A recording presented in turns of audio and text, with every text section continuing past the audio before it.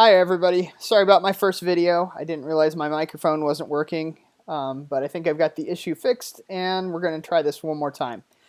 Alright, so this is the email that you should have received from me. This first link's not going to work because that was the link to the video that I sent out, but I went ahead and pulled that down. What you want to do is we're going to add the Google form for the sign out sheet to our Google Classrooms.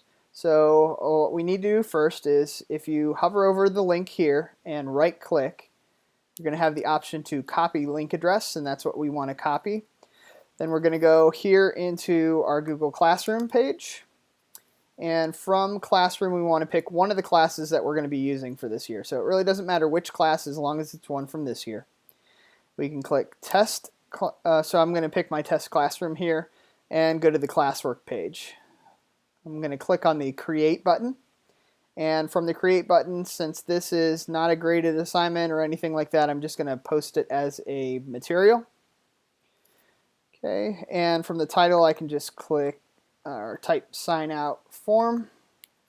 Okay, I can give a description if you want. It's not really that important, but down here this add button is the next thing that we want to do. So from the add button we're going to click on that and select link. Okay, from the link we're going to Command V. That's going to paste the link in, and then we can hit add link, and that gets attached to that material.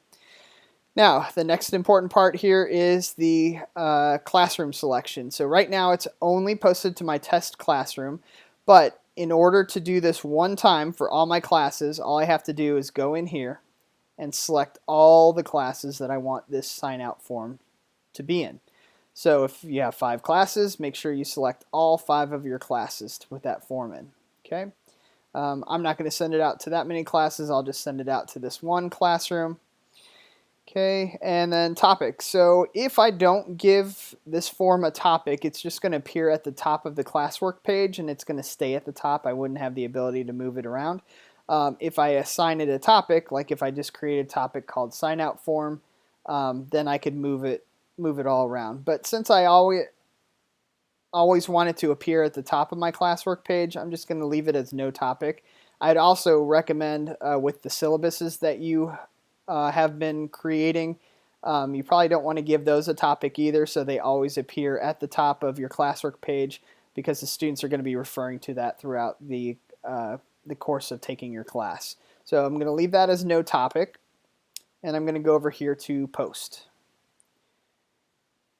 Okay, once I post the assignment, you'll notice at the top of my classwork page, okay, I've got my sign out form. Let's go ahead and click on it and then click on the Google form link that's in there. And this is what your students will see. So the form will show up here. Drop down here should have everybody's name. Do me a favor, I think I got everybody, but if you don't see your name on this drop down list, please let me know and I'll get you added. I apologize if I left you out. I think I got everybody, but just want to double check and be sure. Alright, so I'm going to go ahead and fill this out so I can kind of show you what's going on a little bit later. Okay, so I'll pick my name and I'll go ahead and put restroom.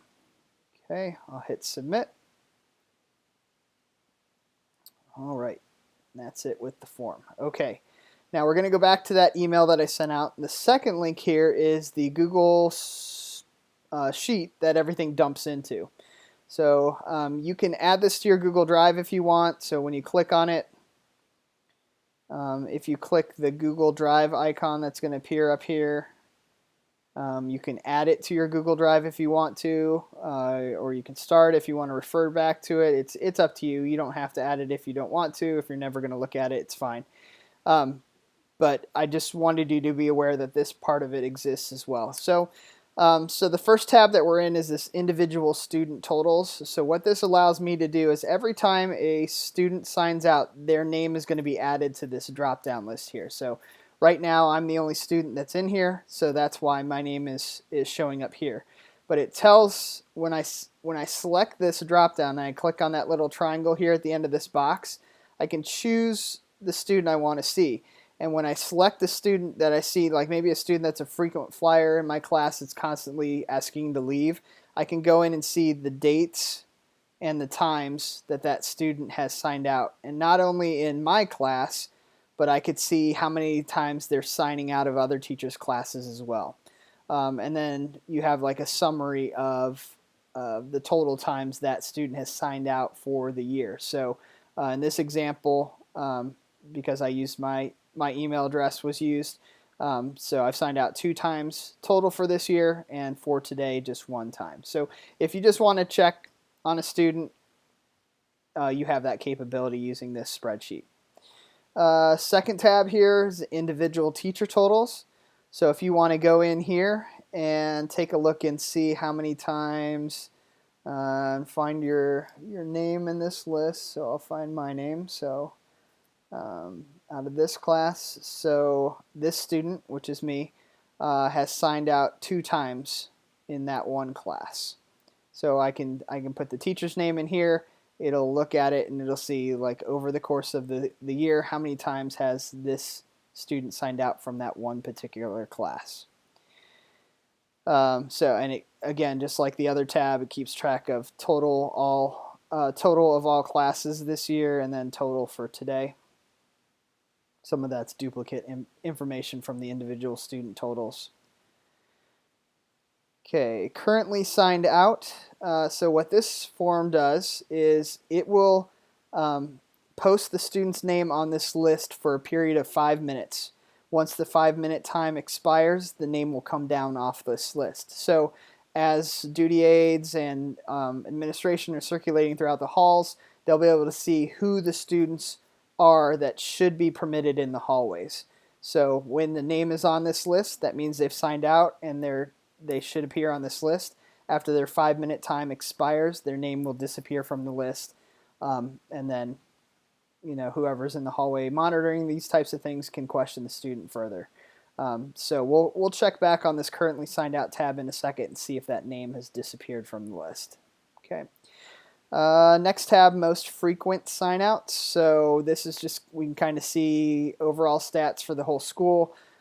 Who's most frequently signed out for the year. In this case, it's me. And most frequent totals for today. So if you want to go in and just get a quick look and see who's the on the leaderboard, I guess is how I describe this. You can go in and take a look and see who are the frequent flyers. All right. Next tab over here is the total time signed out. Yeah, this really doesn't, there's nothing really on here for you. I just use this tab to help populate some of the data that's being shown and displayed in some of these other tabs. Yeah, same thing with this list of teachers tabs too. That's just a way for me to do a VLOOKUP to get everybody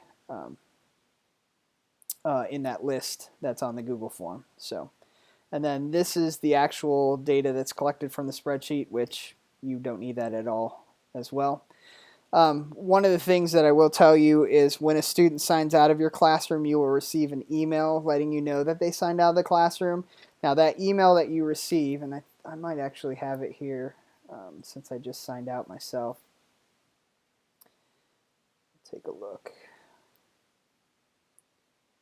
Okay, so yep, here it is right here. So sign out, you'll get an email that looks like this. The subject line will say sign out for 8/20/2020 or whatever the date is that the student signs out.